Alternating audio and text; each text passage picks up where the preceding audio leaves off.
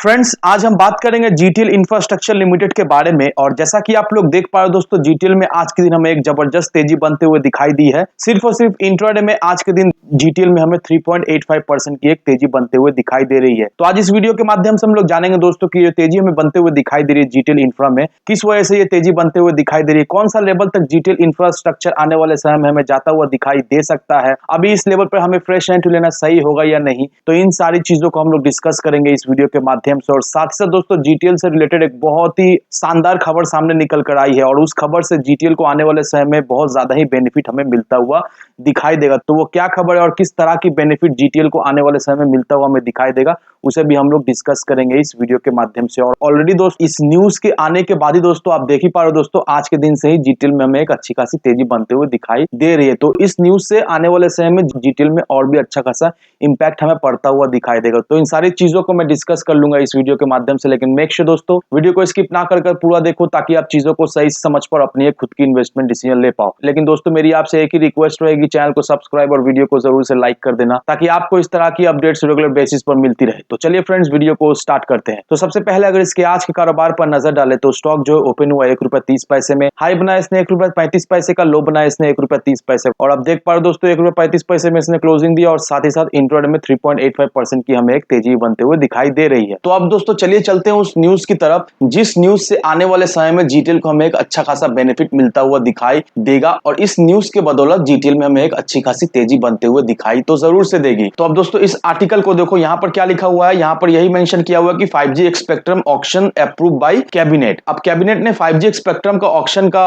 Approval दे दिया है। अब वैसा तो कुछ ऑफिशियल अनाउंसमेंट नहीं आया है, लेकिन बिजनेस टुडे के सोर्सेस के बदौलत यूनियन कैबिनेट हमारे प्राइम मिनिस्टर नरेंद्र मोदी के साथ बैठकर डिस्कस किए हैं। स्पेक्ट्रम का ऑक्शन का क्या प्राइसिंग रखा जाए, ये सारी चीजें जो है वो डिस्कस की गई है ट्यूसडे के दिन। अब department of telecommunication that means dot, वो लोग बहुत ही जल्द नोटिस इशू करने वाले हैं। अब किन लोगों को नोटिस इशू करने वाले हैं? जो लोग इंटरेस्टेड है स्पेक्ट्रम के ऑक्शन में पार्टिसिपेट करने के लिए। अब जैसे ही डॉट जो है वो NIA that means inviting application release कर देगी, उसके बाद मिनिमम 8 सप्ताह दैट मींस क्लोज टू 2 महीने का समय का अंदर जो है वो ऑक्शन जो है वो शुरू हो जाएगा। अब ऐसा हम लोग अज्यूम कर सकते हैं कि इंडिया के अंदर जो कमर्शियल 5G नेटवर्क है वो मोस्ट प्रोबेबली 15 अगस्त आता हुआ हमें दिखाई देगा।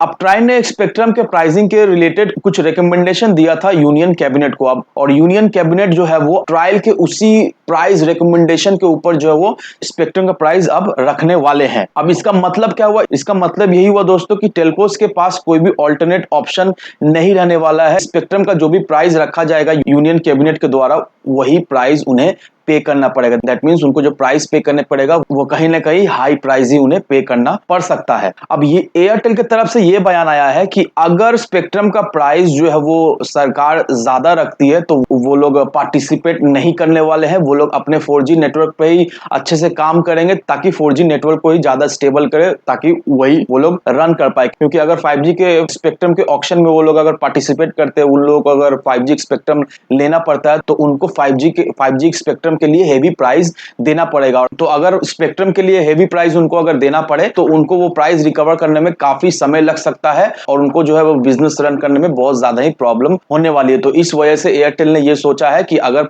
स्पेक्ट्रम का प्राइस जो है वो हाई रहेगा तो वो लोग पार्टिसिपेट नहीं करेंगे। अब दोस्तों इस आर्टिकल के माध्यम से हम लोग तो ये जान चुके हैं कि कब तक कमर्शियली 5G जो है वो इंडिया में रोल आउट होने वाला है। और हम लोग ये बात तो बिल्कुल ही अच्छी तरीके से जानते हैं दोस्तों कि जैसे ही 5G जो है वो रोल आउट होना शुरू होगा दोस्तों, जीटीएल का जो है वो बिजनेस में हमें एक अच्छी खासी बढ़ोतरी होते हुए दिखाई देगी। और जैसे ही जीटीएल का बिजनेस में हमें बढ़ोतरी होते हुए दिखाई देगी, वैसे जीटीएल में हमें धीरे धीरे करके ही सही, लेकिन जीटीएल में हमें रिकवरी होते हुए दिखाई देगी। और 5G के रोल आउट होने से दोस्तों जीटीएल में नो डाउट दोस्तों हमें एक अच्छी खासी तेजी भी बनते हुए दिखाई देगी। तो अगर आप सोच रहे हो जीटीएल में इन्वेस्ट करने का, तो नो डाउट जीटीएल में आप इस लेवल पर भी इन्वेस्ट कर सकते हो, लेकिन ₹1.20 ₹1.15 सही लेवल होने वाला है अगर आप सोच रहे हो जीटीएल में इन्वेस्ट करने का या फिर फ्रेश एंट्री लेने का। लेकिन दोस्तों एक बात का जरूर से ध्यान रखना दोस्तों कि जीटीएल जो है वो फंडामेंटली बहुत ही बिगड़ा हुआ स्टॉक है, उतना स्ट्रॉन्ग स्टॉक है नहीं।